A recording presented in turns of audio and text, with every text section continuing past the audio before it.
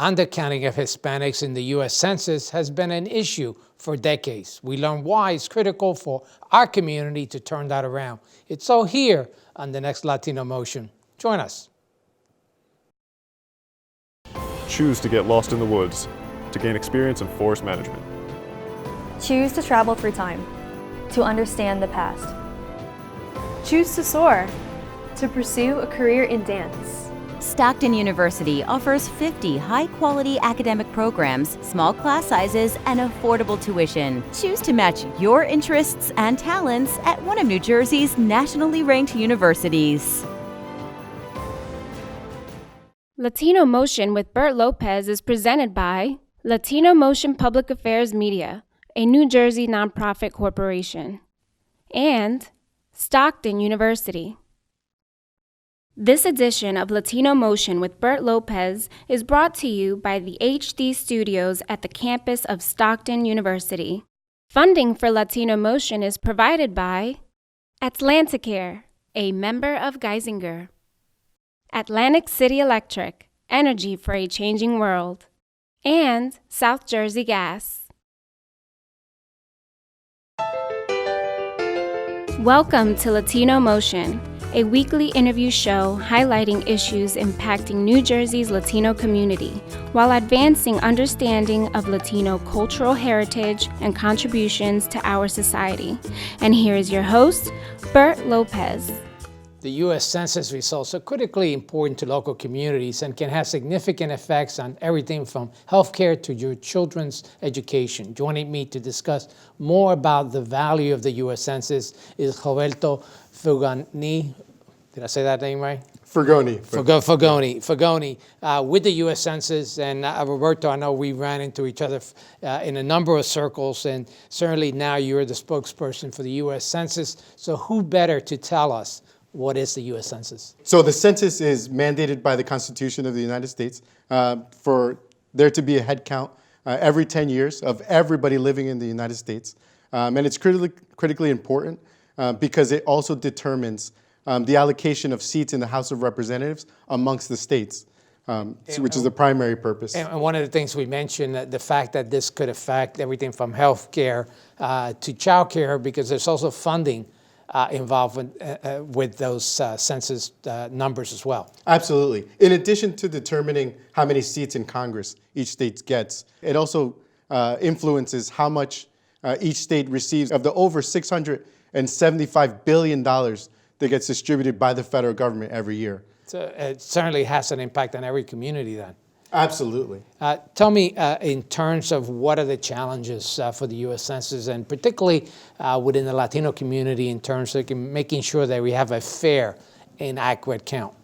Information, and that's why I'm obviously grateful for being here and for the opportunity to address our community, right? Because I think one of the things that we hear the most is whether the census is safe, whether the responses that one gives are protected or confidential, and they are. Actually, there's federal law that protects individual responses, but above all, the federal law is Title 13, and it says, first of all census employees are sworn in for life to protect confidentiality. To violate that law means that a census worker faces up to 5 years in jail or up to $250,000 in fines, or both. So you could be assured then that if someone's taking down your information for the U.S. Census, that information isn't being shared, say, with immigration or with other agencies within the federal government? Absolutely. Title 13 also, in addition to making sure you're protected by census employees, also says that individual responses can never be shared with any other agency, department of the federal government, but also I would share locally as well. It cannot, individual responses are never shared with local government. They can't be used in court. They're not shared with law enforcement. The only purpose for responses is for statistics so that we know the makeup of the U.S. So let's talk about the timeline, because this starts in 2020, the beginning of the year, and how long is this count taking place? So the first invitations to participate go out by mail in the middle of March, around March 12th, the week of March 12th. And every household, every housing unit in the country will receive an invitation. in one form or another to participate. And at that point, they'll be able to either go online or submit their responses over the phone. The good thing about having those two options, which is the first time the census that you've been able to do that as part of the census, is that not only will the questionnaire be available in English, but there's also an additional 12 languages that the questionnaire will be available, including in Spanish. So I know there's been a lot in the news about the fact that the current administration wanted to get this citizen question on this U.S. Census. Is that question on the census this year? Well, I would say two things. First of all, the census questionnaires, the beginning of printing started at the beginning of July, and the citizen question is not on the questionnaires. But second, I think it's important that everyone understands that all of your responses are always confidential. Regardless of what the question is or what the answer is, all of your responses are always confidential and protected by law. So you mentioned the mailing, the invitation, so folks will get the opportunity to do that application, send it in, but you still have people coming to the door. So is that a follow-up, or is just picking up the people that didn't respond? So if you haven't responded online or over the phone, after a few reminders, so in April, we'll send out the paper form, which is how people in the past have traditionally filled out their census. They receive the paper form, they fill it out and send it back in. Now you'll have those two additional options over the phone and online. But now, as in the past, if you haven't filled it out in those two ways yourself, then you'll have the opportunity to fill it out on paper. And if you still haven't completed your questionnaire, because it's that important, the next step is to have census workers, someone, again, sworn in to the census, go out to a person's home and help them complete the questionnaire. How long does it typically take to fill out the form? It doesn't take that long, but it really depends on how many people are in the household. So there's about 9 questions for the first person, and then 7 of those questions are identical for every person additional that's listed in the household. So it is important that everybody completes the questionnaire. Questionnaires don't go to individual families. What they do is they go to a household, and one person from that household completes it for everybody. So whether there's 2 families living in the same house or 3 families, everybody needs to be on that same questionnaire. Of course, this is also creating job opportunities for many, and we want to talk about that. We're going to take a quick break. We'll be right back with more Latino Motion. Latino Motion with Bert Lopez is presented by Latino Motion Public Affairs Media, a New Jersey nonprofit corporation. Join us online at www.latinomotion.tv. Find us on YouTube, Facebook, and Twitter. We encourage your comments and contributions for show topics.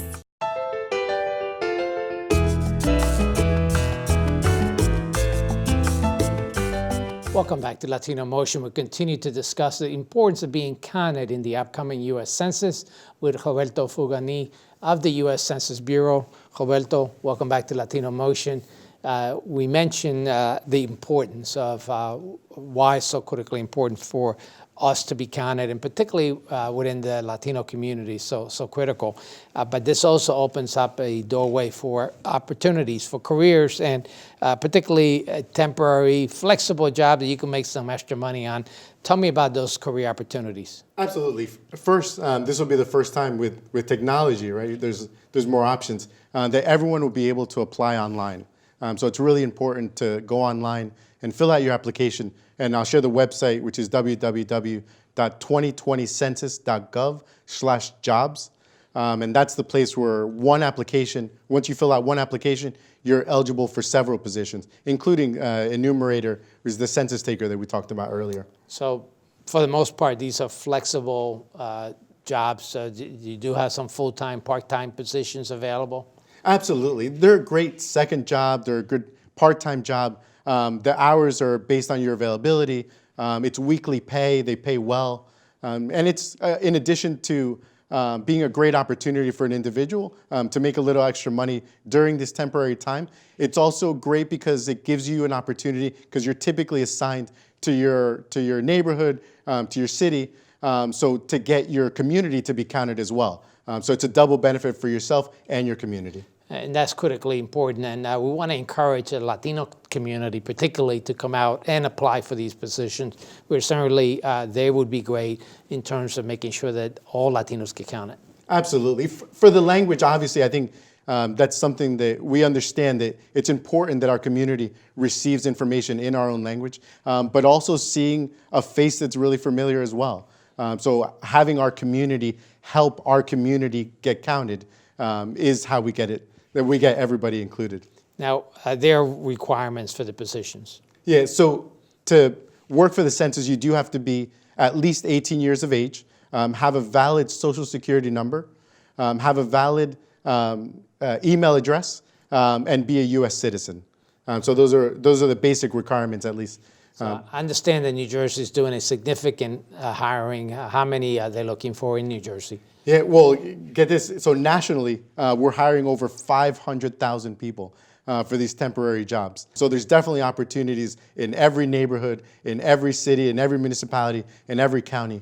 So I do encourage everybody to apply and take this opportunity to work with the census. Can you tell me a little bit about the role? What kind of work would they be doing? Well, there's various positions that you're eligible for, but I know, again, we talked about the census taker earlier. So it's not a position where you're necessarily asking someone to just go knock on doors, which I know in other positions, in other organizations, they ask for.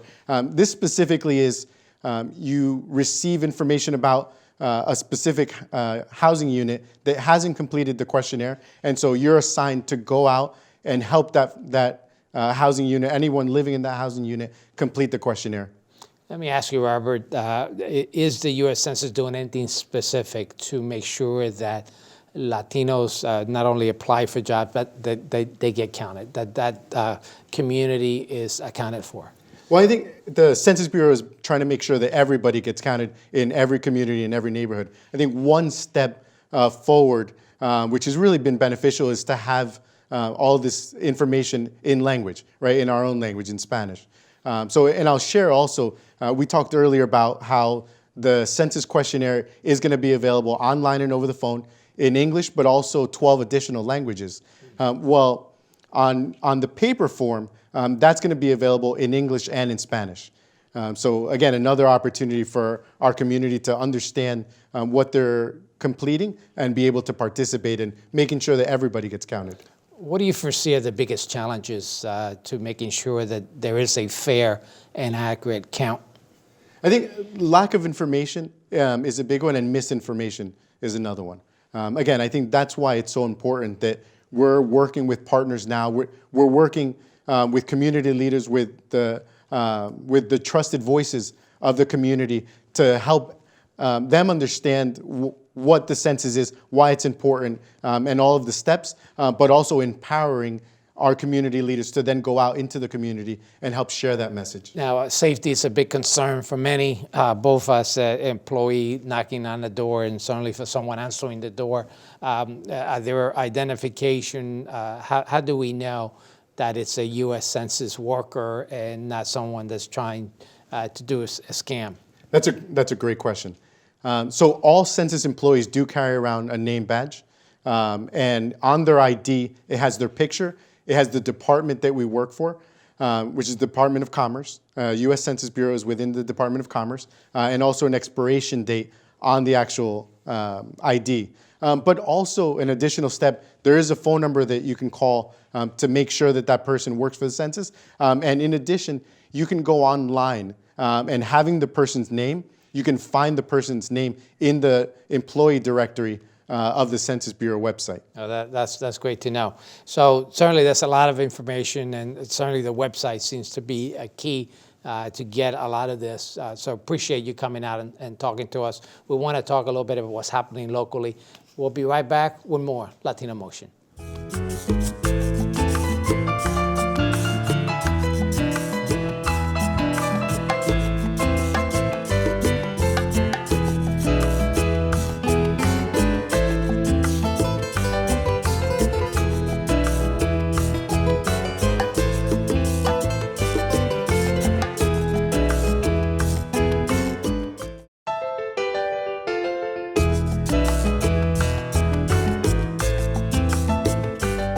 Welcome back to Latino Motion. Cumberland County is gearing up for the U.S. Census and taking steps to ensure that everyone gets counted.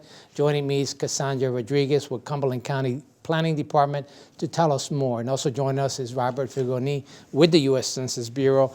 And Cassandra, I'm going to turn to you and ask you, what is Cumberland County doing to ensure that everyone gets counted? Well, first of all, thank you, Bert, for having me here today. Cumberland County was one of the first counties in the state to organize their Complete Count Commission, and our commission is made up of about 160 members in the community with 50 to 60 active members who come to our monthly meetings.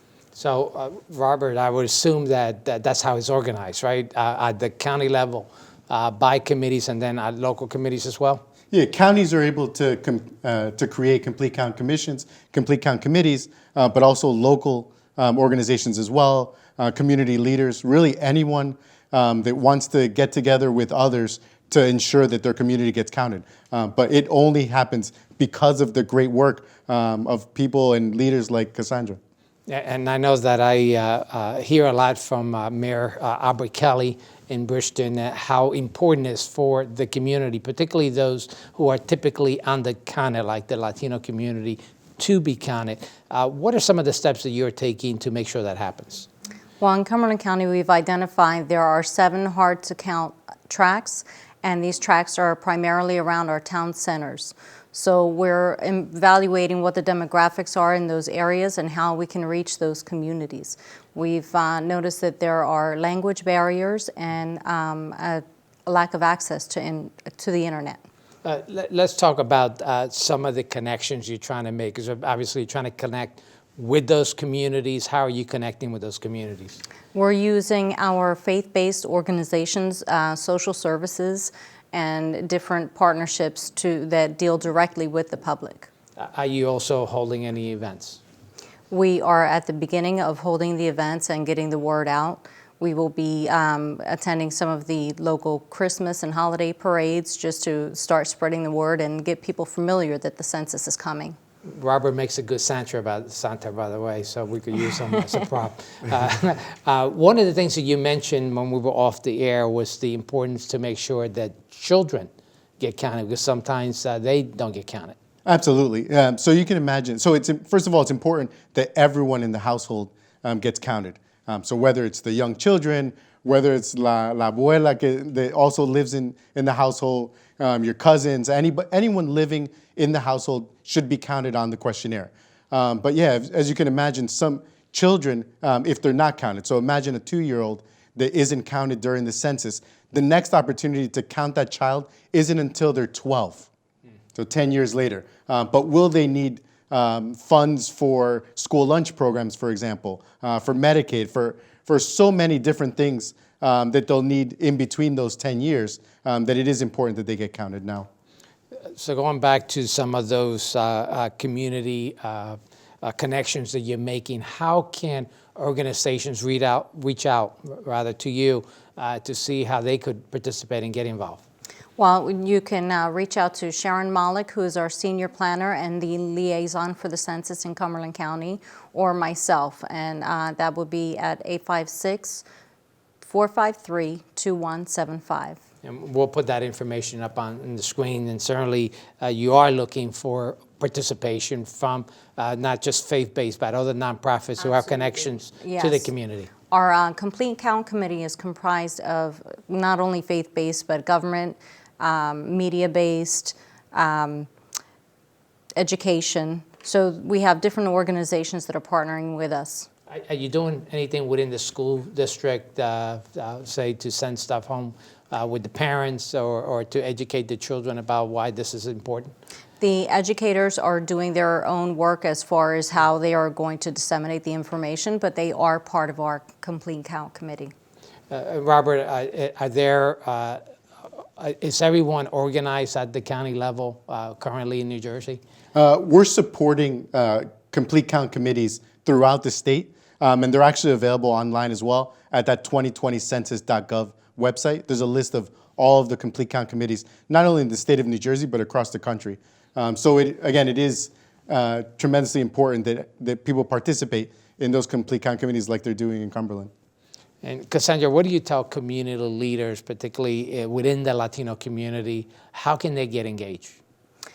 Just to ensure that the trust is there, that they know that it's confidential. We have documents that are coming from the Census Bureau, flyers that we hand out. So we do a lot of handouts. We're attending different functions, such as today we had a community organization function where people were able to attend and get information about what's available, what's going on in their community. So we handed out flyers in both English and Spanish, just as Roberto said that there are flyers in many different languages. So we have access to all of that we can share to try to get that information out. And I would assume it's also important to get some of those trusted faces in the community to also apply for the jobs. Absolutely. That's why we're partnering with all of these organizations, so that it's a friendly face, it's a familiar face. And for us as well, because we need to get out there. We're the ones that are trying to encourage a complete and accurate count, so we want to make sure that our faces are out there too. Appreciate all the work you're doing in Cumberland County, and certainly Cumberland is leading the way for a lot of South Jersey in terms of organizing and getting ready for the count.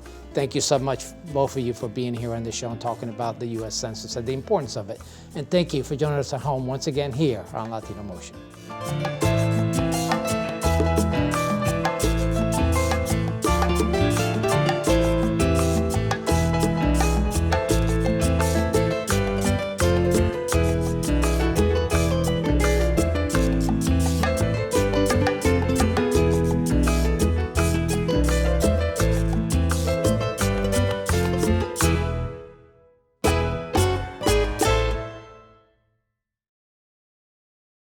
Choose to get your feet wet, to learn more about protecting our environment. Choose to read minds, to understand the human brain. Choose to get your hands dirty, to create a masterpiece.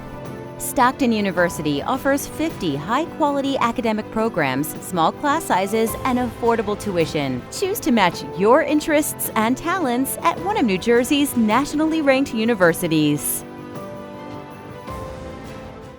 Funding for Latino Motion is provided by Atlanticare, a member of Geisinger; Atlantic City Electric, energy for a changing world; and South Jersey Gas.